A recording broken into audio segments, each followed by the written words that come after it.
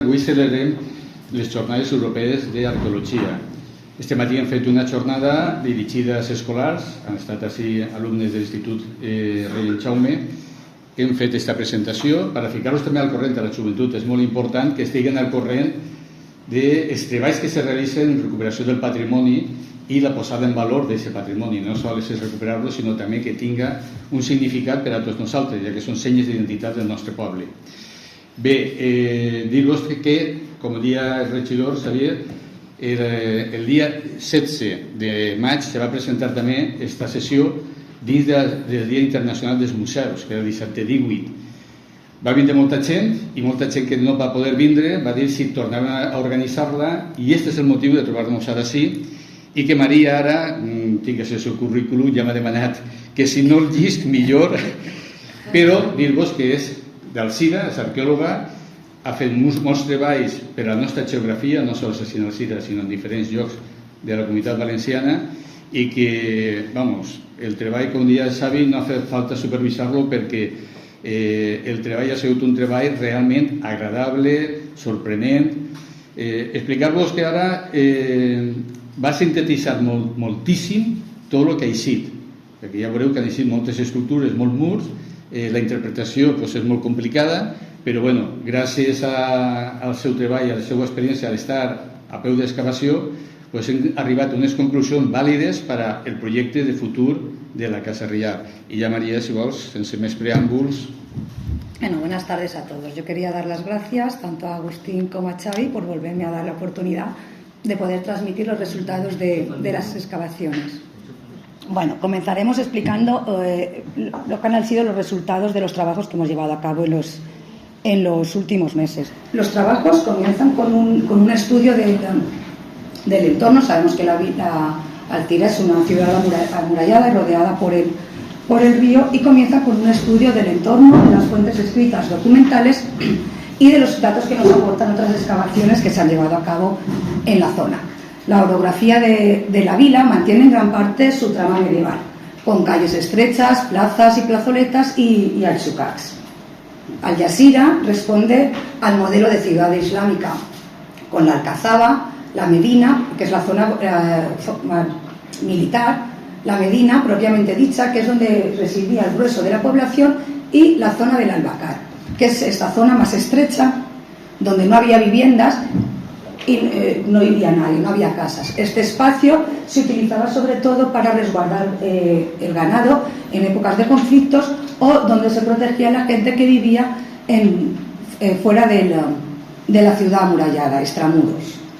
Sabíamos que en esta zona existía una torre cuyos muros, tanto el muro oriental como occidental y parte de su muro norte, todavía se mantienen en pie. Los restos aparecidos ofrecen estructuras con una cronología que abarca desde el siglo XX hasta momentos anteriores a la conquista cristiana. Los hallazgos manifiestan estructuras muy arrasadas, pero que nos ha permitido documentar una ocupación continuada de este espacio desde época islámica y hasta nuestros días. El hecho de esta continuada ocupación es la que hace que las estructuras precisamente estén tan arrasadas. La secuencia estratigráfica también estaba muy alterada. Se hicieron sondeos arqueológicos en el año 2001, que posteriormente fueron rellenados, y ese único nivel de relleno cubría tanto estratos como estructuras, que ha dificultado después, a la hora de interpretar, como decía Agustín, esa relación geoespacial de las diferentes estructuras. Aún así, hemos podido documentar momentos de construcción y ocupación y momentos de destrucción y abandono. Los vestigios nos ofrecen, como ya hemos dicho, diferentes etapas cronológicas. La más antigua corresponde a época islámica. Estábamos, como hemos comentado, en una zona donde no había viviendas, y nos encontramos, este muro es original, este muro también y este muro también. Nos encontramos, por tanto, ante una potente torre islámica de una altura mucho mayor que el lienzo murario y que tenía una planta trapezoidal. Aquí, desde la calle Mayor Santa María, y aquí la muralla, y por aquí donde discurría el río. Los muros perimetrales son muros que están construidos con la técnica del encafrado y con una a base de un hormigón de cal y pequeños cantorrodados. 3 de estos muros se conservan tanto en altura como en el subsuelo, este y este. Mientras que del muro sur únicamente hemos podido documentar un derrumbe, este ya no existe. Aquí hemos encontrado un punto de derrumbe, otro punto y otro punto de derrumbe. Aquí podemos ver el derrumbe de las mismas características constructivas que los muros perimetrales. Tenemos la vista desde el adarve y aquí vemos el derrumbe desde el interior de la torre. La planta de la torre tenía una superficie de unos 150 metros cuadrados y se accedía desde la calle Mayor Santa María, por este espacio de aquí. Detrás la primera estancia a la que podíamos acceder por medio de vanos abiertos. Aquí discurre uno de los muros y aquí otro de los muros internos. Aquí se documenta un vano de acceso a la estancia lateral y en este documentamos otro vano de acceso a esta otra estancia lateral. Para acceder a la zona sur de la torre, aquí hay otro vano en este muro que nos da acceso a la zona sur de la torre de unos 40 metros cuadrados. La torre no llegaba hasta la muralla y a este espacio de aquí, esta zona intermedia entre la muralla y la torre, se accedía a través de un paso de ronda. De este paso de ronda hemos documentado, a continuación de este y de este otro muro, unos arcos de piedra arenisca. Son grandes losas de piedra arenisca de color verde. Este a continuación del muro oeste de la torre, este sería el espacio del paso de ronda entre la muralla y el muro, y otro de los arcos aquí que viene a línea con uno de los muros interiores de la torre.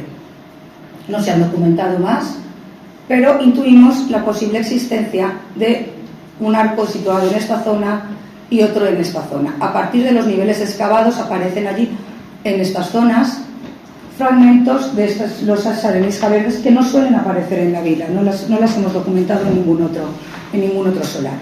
Bueno, esto es una foto del paso de ronda en la muralla del Mercat.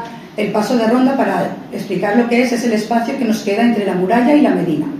En la zona del Mercat todavía se conservan estos arcos de ladrillo. Hemos dicho que los que estarían junto a la torre serían de losas de piedra, y es el espacio por el que discurrían los militares, el ejército en épocas de guerra, sin encontrarse obstáculos, pudiendo rodear toda la vila, toda la ciudad amurallada. Vale, hemos hablado ya de los accesos a la torre, y tengo que decir que no hemos encontrado ni documentado ningún pavimento que sea asociado a estos muros. Sin embargo, los niveles de arranque de estos muros internos, que son muros encofrados pero sin cimentación, como vemos aquí, es este muro con el vano que estábamos viendo ahí y la continuación del muro aquí, el nivel de arranque coincide con el enlucido de los muros perimetrales. Aquí vemos la continuidad del muro. Como veis, están muy arrasadas las estructuras, pero sí podemos distinguir entre una estructura islámica, una estructura posterior de época ya cristiana montada encima del muro, y posteriormente encima de ellas cimentaciones de época moderna y contemporánea. Aquí vemos la cimentación de mampostería, que es una potente cimentación que alcanza hasta más de 2 metros de profundidad del muro perimetral de la torre. Este concretamente es el muro oeste, el muro occidental. Los niveles estratigráficos asociados a estas estructuras, de estos niveles estratigráficos hemos podido recuperar cerámica islámica. La cerámica islámica, la cerámica toda, la de la excavación, no solo la islámica, está todavía en proceso de estudio, de inventariado e incluso de lavado. Pero hemos querido destacar esta pieza decorada en verde y manganeso con la técnica de cuerda seca, que se trata de una pieza de vajilla de mesa. Está vidriada en su interior y se utilizaba para la contención de líquidos, para la contención de aceite o vinagres, pero en ocasiones también se ha utilizado para contener perfumes. Volviendo a la excavación, ya después de ver la pieza, sabemos que la conquista de Alcira se llevó a cabo de forma pacífica, por medio de un tratado entre el rey Jaime y los musulmanes, donde le dieron hasta la primera torre y posteriormente hasta la tercera, según sus peticiones. Aquí citamos el llibre dels Feis, la crónica de Jaime I. Quan nos haguem emprada la torre, pregam-los que ells volguessin que els dessen a la tercera torre. Y el rey se comprometía a construir un muro de separación entre la zona cristiana y la zona musulmana, per això que els cristians no entrassen als sarraïns ni els sarraïns als cristians. I quan venc a aquell dia responeren-nos que els plaïa i atorgaren-nos e fem fer nostre mur entre nos i ells, de dos parts, e fou així enclòs lo castell e enfortit, e així haguem Algeciras, e preguem les rendes que solia prendre la raïz d'Alcira. Eso es lo Señor. Este muro fue descubierto, fue localizado y documentado en el año 2012 durante las obras de restauración de la fachada del convento de Santa Lucía. El muro, de más de 1 metro de anchura, cruza la calle transversalmente justo al comienzo de la calle Mayor Santa María, unos metros antes de donde se sitúa la torre de la Casa Real. A partir de este momento de la conquista cristiana, Jaime I se instalaría en esta tercera torre durante todas sus estancias en Alcira. La última de las temporadas que pasó aquí fue entre el 28 de junio y el 27 de julio del año 1276, día en el que falleció. Se produjo durante todo este periodo de su vida y de su estancia en Alcira, en el siglo XIII, un montón de reformas en el edificio para convertirlo en Palacio del Rey. Tenemos noticia de documentos que existen en la Corona de Aragón, en el que se hace albarar a Marco Galindo, que es un vecino de Alcira, del dinero recuperado del cequiaje, de la acequia nueva de la villa, y que entrega para las obras del Palacio del Rey. En este momento, en esta etapa cronológica que comenzamos ahora, es cuando se produciría el derrumbe del muro sur de la torre, amortizando, anulando el paso de ronda y los arcos, colapsando todo el paso de ronda y los arcos que hemos visto anteriormente. El resto de los muros perimetrales, que son los que estamos viendo todo el rato, se mantuvieron. El acceso lo hemos podido documentar. El acceso lo hemos, en este periodo también se recreció la muralla. Vemos aquí como hay dos momentos constructivos de la muralla. Esta correspondería a parte de la muralla islámica y la muralla cristiana, de la que se recrecen 2 nuevos cajones más el parapeto del almenado. Se construiría también en este momento, que se refuerza y reconstruye la muralla. El acceso lo hemos podido documentar durante las excavaciones en la fachada norte. Está aquí la puerta de acceso, y en fachada no se queda centrada sino desplazada hacia un lateral, como sería lo típico o lo normal, la costumbre en las casas palacio y casas señoriales de esta época y hasta el siglo XV, que es cuando comienza a implantarse la simetría en las fachadas. Volvemos a las estructuras de época bajo medieval. La primera sala a la que se accede está de aquí. Es una pequeña sala de 6 metros cuadrados aproximadamente, en la que tenemos un pavimento de ladrillo colocado en espiga, un opus spicatum, con una orientación norte-sur, delimitada o limitada, flanqueada la entrada por estos 2 muros hasta llegar al acceso al patio. Para acceder al patio es a través de un vano abierto entre estos 2 muros.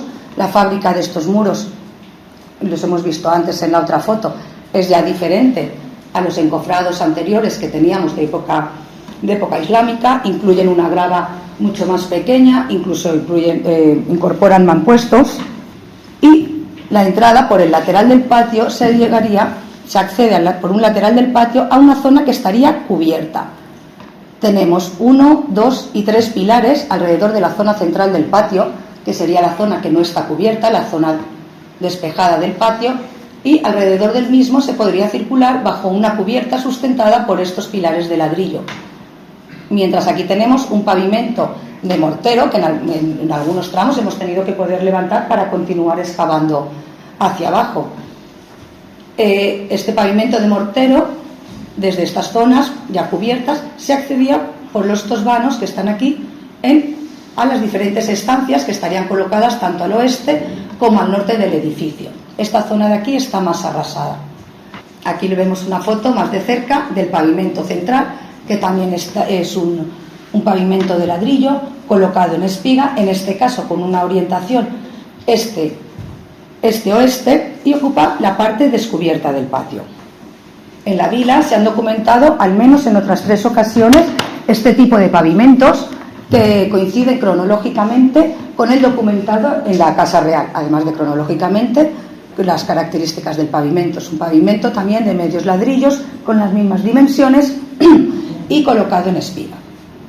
Este concretamente es de la calle San Roc. Este es el mismo también en la calle San Roc, donde vemos que además sobre él montaban ya cimentaciones de época contemporánea. Este pavimento se documentó en la calle Albornoz y este dibujo corresponde al pavimento que se documentó en la antigua Escola del Ratolí, en el colegio Julio Tena, el que es hoy día el solar de Hacienda.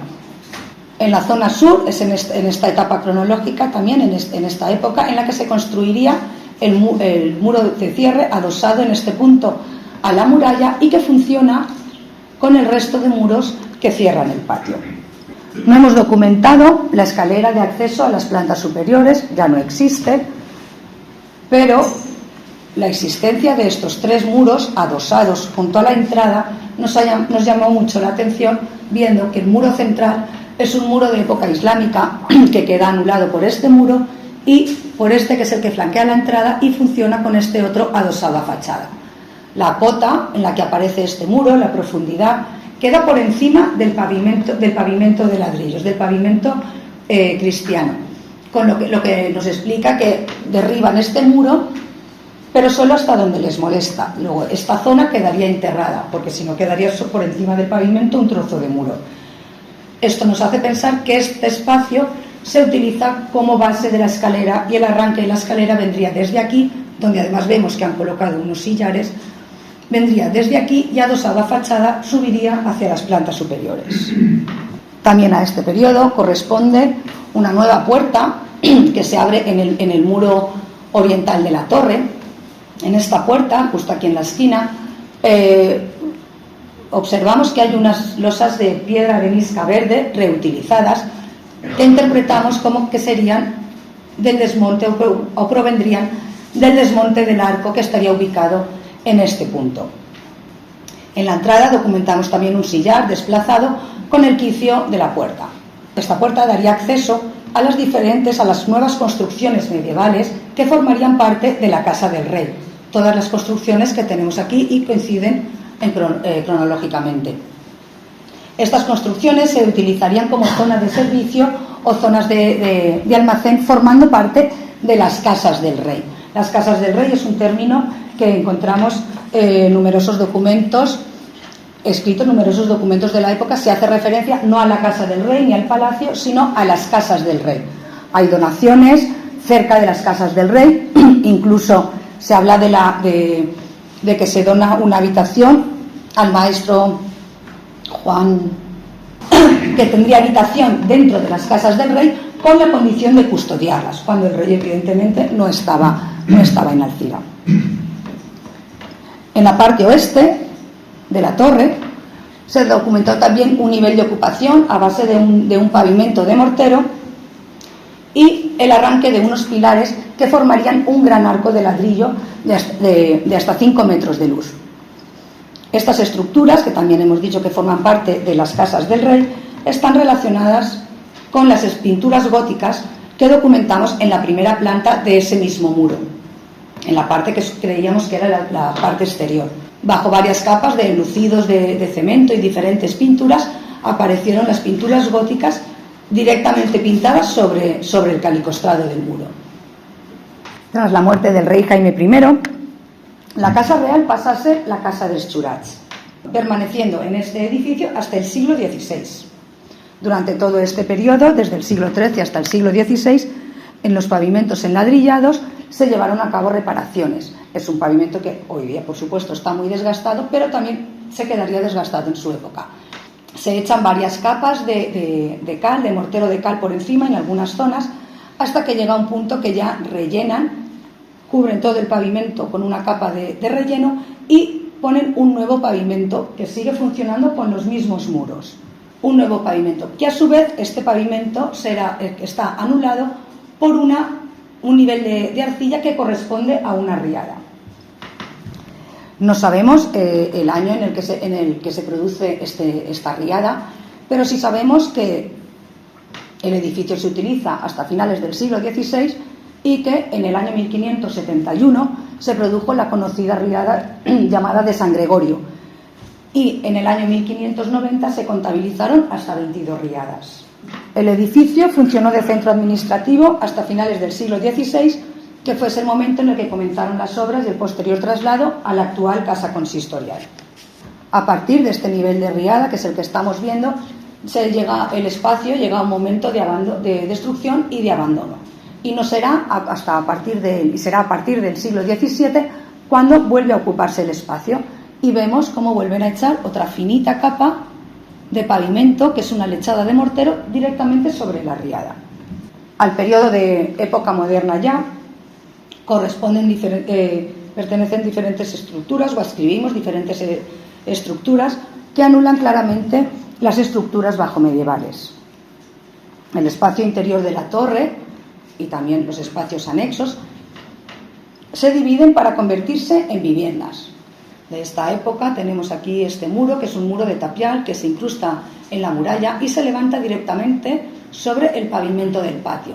Esta parte del muro la levantamos en excavación, se levantó parte en excavación para poder documentar los niveles que venían por debajo, niveles más antiguos. En esta época se levantó también este antiguo arco de ladrillo que estaba adosado a la muralla y que se mantuvo hasta no hace tantos años, y del que hoy únicamente pervive el arranque, aquí y aquí. La entrada que ya teníamos, que estaba aquí, se mantiene para el edificio situado en este punto, que es el que corresponde a la actual parcela número 5, una casa grande que había aquí. A partir de estas cimentaciones cortan el solar, y este es el solar número 3, para el que se levanta una nueva entrada con un arco de sillares, del que todavía queda parte embebida en el muro medieval. Y tenemos también unos pavimentos que están aquí y aquí, que son pavimentos empedrados, de grandes cantos rodados, y aparecen aquí, y son coetáneos de los pavimentos encontrados en esta otra zona, en el número 1. Se anexionó esta zona, probablemente hasta el momento estuviera sin edificar, es posible que fuera una txuka. Se abrió en el muro aquí una puerta que comunicaba estos dos espacios. En esta otra zona de aquí se construyó un arco de ladrillo, este arco de ladrillo, que posteriormente será cegado en época contemporánea para volver a separar los espacios. Se derribó también en época moderna toda la mitad sur del muro este de la torre, y el resto de muros medievales que se quedan en esta zona, reutilizándose la mayoría como cimentación de las nuevas estructuras. En la zona oeste, se acondicionaron los espacios para la construcción de varias viviendas, en concreto 4, se quedarían aquí, la correspondiente al número 7, 9, 11 y 13. A partir del siglo XIX, diferentes rellenos de gravas y de escombro amortizan los pavimentos, subiendo el nivel a habitar. Y ya para época contemporánea,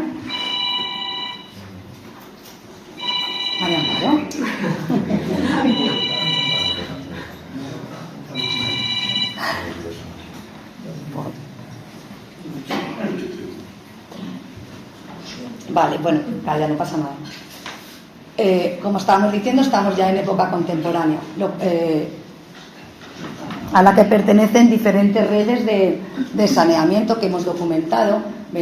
Todo esto son redes de saneamiento por aquí, por allá, que las más antiguas son de fábrica de ladrillos, son canales de ladrillo, como son que desaguan extramuros, atravesando la muralla y vertiendo todos los desperdicios al río. Aquí tenemos otro canal de ladrillo que también gira aquí para desaguar extramuros a través de la muralla, Estos canales posteriormente serán sustituidos, estas canalizaciones, por tuberías de cerámica ya con vertiente hacia la calle, desaguan en el alcantarillado público que se instala a partir del primer tercio del siglo XX, otro tramo de tubería de cerámica, que después serán sustituidas por tuberías de hormigón, en este caso, como vemos, atravesando todo el muro medieval, todo el muro oriental de la torre y el muro de la fachada norte para conectar con el claveguera. De esta época también, ya estamos en espacios mucho más elevados. En el comienzo de la excavación documentamos diferentes pavimentos, de baldosas de barro cuadradas, pavimentos de ladrillos rectangulares, pavimentos de adoquines que se utilizaron en el patio del edificio, pavimentos hidráulicos, además pavimentos de grés y pavimentos de cemento en las zonas de las cocheras que corresponden a los últimos momentos de habitación del espacio. En esta época contemporánea es cuando se cegó el arco de ladrillo que hemos visto que estaba aquí, el hueco de aquí también, es lo que nos explica que entonces aquí es cuando se construye una nueva casita, la correspondiente al número 1. En este hueco que se quedaba aquí continuaron excavando hacia arriba y colocaron en esta vivienda, eso todavía puede verse, está hoy apuntalado, construyeron la escalera dentro del muro, aprovecharon el grueso del muro para colocar la escalera de acceso a las plantas superiores. Se cegó también el arco de sillares que hemos visto en fachada y se sustituyó la entrada por una con dintel recto más centrada. En el número 5 también la entrada que estaba aquí pasa a estar aquí, instalándose las carriladas de losas de piedras para la entrada del carro. Pertenecen también a época contemporánea, los pozos, que aquí tenemos contabilizado 4 pozos, aquí uno de planta rectangular, 1, 2 y 3 de planta circular, prácticamente adosados a muralla, y otras estructuras que relacionamos con la parte de los establos, de los corrales de las viviendas. En esta zona de aquí, además en la muralla, se le han hecho varios huecos en la muralla, se ha excavado, se ha intervenido en la muralla a modo de hornacinas para ganar espacios. Son solares muy estrechos, casas muy pequeñas y además no pueden crecer hacia aquí, que es la zona del río. Con lo que deciden apropiarse de la muralla y montar hasta una letrina.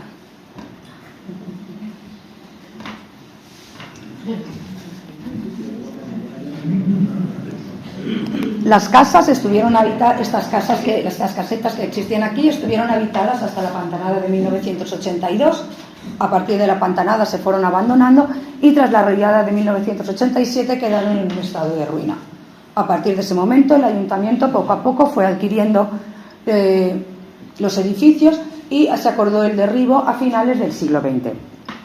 Y aquí tenemos una foto durante los trabajos de excavación, que es la última intervención que se ha llevado a cabo en este espacio. Vale, aquí en la foto es donde vemos el muro que estábamos comentando, que es el de separación de la zona de los cristianos que estaría aquí y la zona musulmana. Es el muro donde se documenta. Ahora queda marcado en la acera y además existe un monolito donde está grabado esa parte del llibre dels Feits, de la crónica de Jaume I.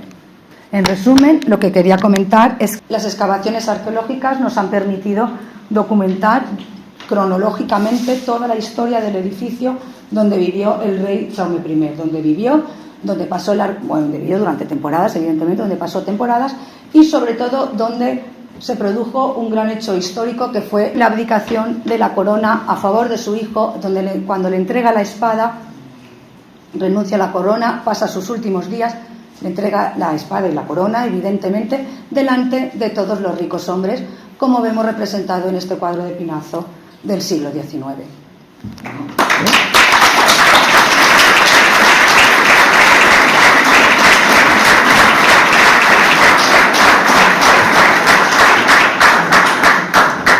Bé, com heu vist, una de les coses que tenim a Alzira és que poquet s'ha conservat.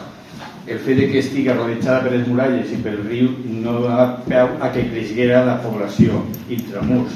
Extramurs, sí, en Sant Rabat de Santa Maria, en Rabat de Sant Agustí o la Tenència, se podia expandir la ciutat. Però la part principal que estava dins de la illa, qualsevol espai que quedava lliure d'usos se reaprofitava. En este mateix edifici, la Casa de l'Empenyorament, n'hi havia 8 famílies que vivien així. En aquest solar de la Casa Reial i de les cases del rei anaven del número 1, que hem dit, fins al número 13. Casetes molt menudetes, i el que era la potent torre arriba un moment que tenen que donar-li un valor. Els murs grossos, sense finestres, d'un aspecte militar, doncs és quan obrin portes, finestres, suprimissen murs i reutilitzen aquest espai. Inclús molts dels materials que deia Maria d'època islàmica i època cristiana són reutilitzats en les construccions posteriors, o com a rebliments o en altura. D'ahir que moltes vegades la dificultat de recuperar aquest patrimoni és que ens trobem que és pràcticament arrencar de les arrels, de zero. En el cas que ens passa també pels que són amants de la Murta, que la Murta és un edifici, així estem parlant d'un edifici que és del segle IX o X, la torre islàmica. Penseu que la Murta fins a 1835 i posterior estava en peu. Si en vol anem, i pins i arbres que han crescut en el que era el solar d'un edifici de gran envergadura que va estar fins al segle XIX. Imagineu-se la destrucció de l'home i del temps. I bé, l'important d'aquest espai a recuperar no sols és el valor històrico-artístic, sentimental que tenim per a nosaltres, als salsirencs, sinó també té una aportació, com ha dit Xavi, per a tota la corona de l'antic regne d'Aragó. És un indret molt important per a tots, i no sols per als salsirencs. La nostra aportació ara va ser tornar a donar-li una dignitat a un edifici que la va perdre, però que el nostre deure en els demés és recuperar-lo i donar-li el significat que se mereix. I bé, si volem, passem a visitar el solar